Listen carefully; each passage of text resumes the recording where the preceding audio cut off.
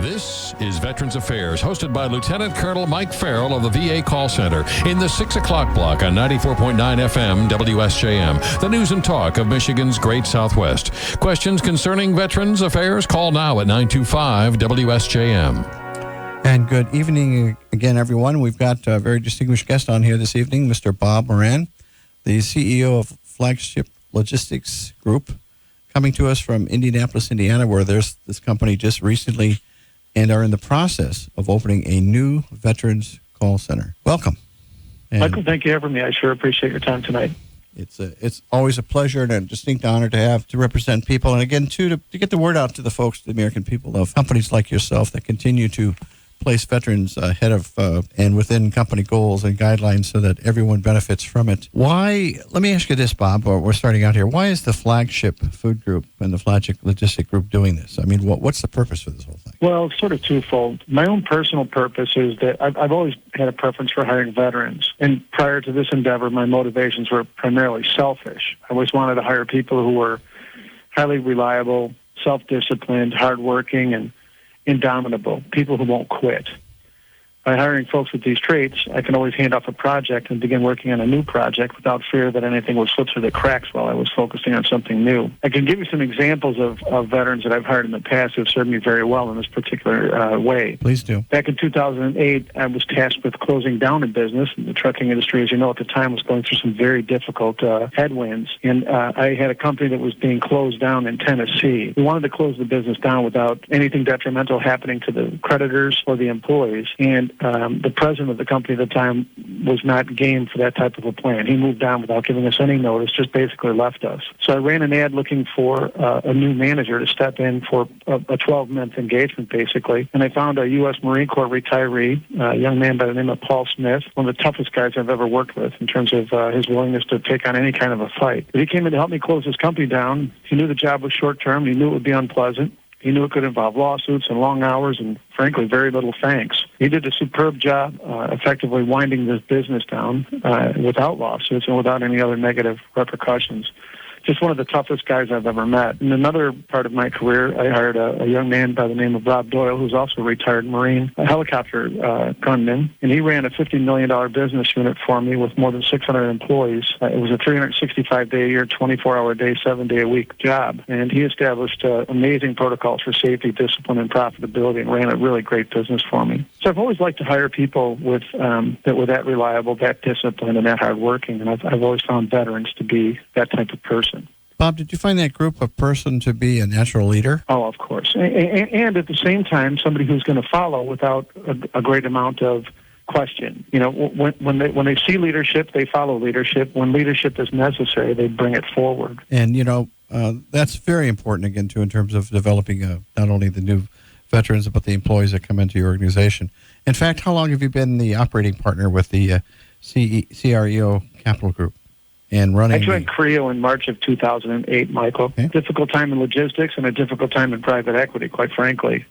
As I said, in 2008, my first assignment was to close down an existing investment that we had. We had invested almost $7 million in a company that was failing. And it wasn't really failing through any fault of management. It was failing because the industry went off of a cliff.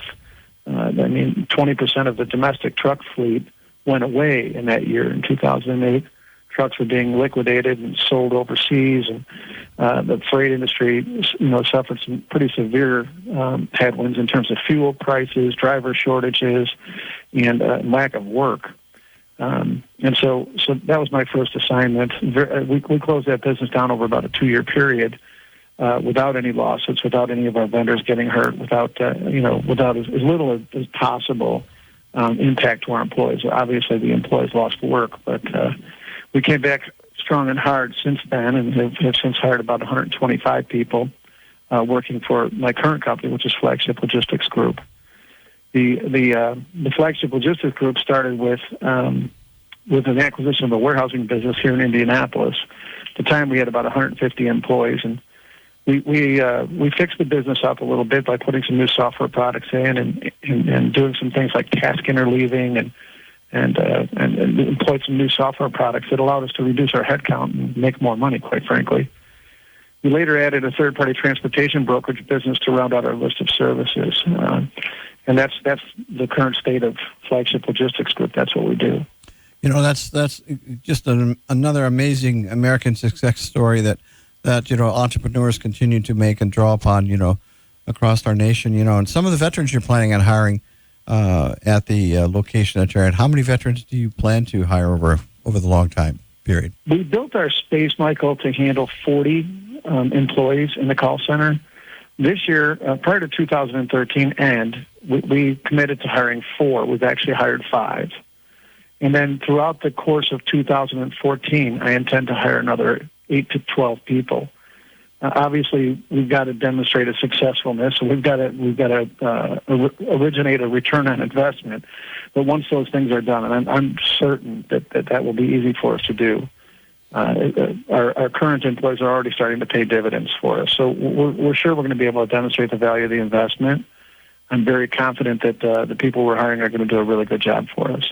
Outstanding. Can you tell us a little bit about maybe 1 or 2 in particular that has been brought to your attention? Yeah, I'd love to. We the first hire that we came across was a young Army major. He's a current guardsman in the Indiana National Guard. We found this gentleman. His name is Brian Wheatley. We found him through the U.S. Chamber of Commerce. They have a program called Hire Our Heroes, and my company signed up to help them hire 500,000 veterans. Brian has 8 years of active service, 12 years in the military. He's a Bronze Star recipient. And prior to coming on board with us, Brian was a greeter at CarMax. Wasn't making very much money, wasn't very happy with the job that he had, and was looking for a place to start a career. He's a great example of the type of people we're looking for, somebody who's intelligent and hardworking and diligent, and he's just done a great job for us so far. That's again, too, it's always the right person you're looking for, and again, that comes quite easily when you're looking for certain people that have certain skills.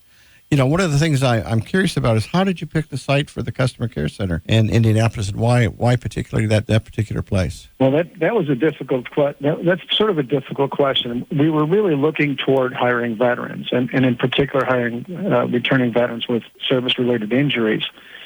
So I really wanted to find a space that had easy access. I didn't want any stairs. I didn't want any ramps. I didn't want any elevators or escalators. So it was a needle in a haystack, to be perfectly honest with you. I was fortunate enough to hire a real estate company called Turley Cassidy, and they found me a ground floor space in a building that has street access as well as access to our building, all first floor, no stairs, no ramps, no escalators, no elevators, has covered parking, and it actually looks over Pennsylvania Avenue, which is the eastern street of the Indiana War Memorial Plaza. So there's 4 square blocks of space in front of our building that are all dedicated to veterans and the service that Indiana veterans have given in various different war scenarios. It's absolutely beautiful. It's very easy to access, and we really kind of hit a home run in terms of finding the space.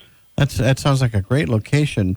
Bob, when did you start working on the renovation of the building? Well, we signed our lease in August of 2013, and we hired an architecture firm to help us design the space, knowing that we intended to hire people who were service disabled. We gave the architect a certain number of criterion that we wanted them to follow, the least of which was we wanted all of the aisles to be wide enough to accommodate wheelchairs, walkers, prosthetic limbs, and in fact hospital beds if it came to that. We were able to do that and still managed to get space in our building for 4,000 people. So we started in August of 2013, and we kind of concluded the construction right around the end of the year. In addition to the construction part, did you have other organizations that were helping you, Bob? Oh, I can't even tell you how many people stepped up to the cause, Michael. We work with a communications firm. Laura Abrams-Melman is our publicist, and she's the president and CEO of Laura Abrams Communications. She started by, putting together our grand opening plan and publicizing our efforts, which brought along a lot of other side benefits,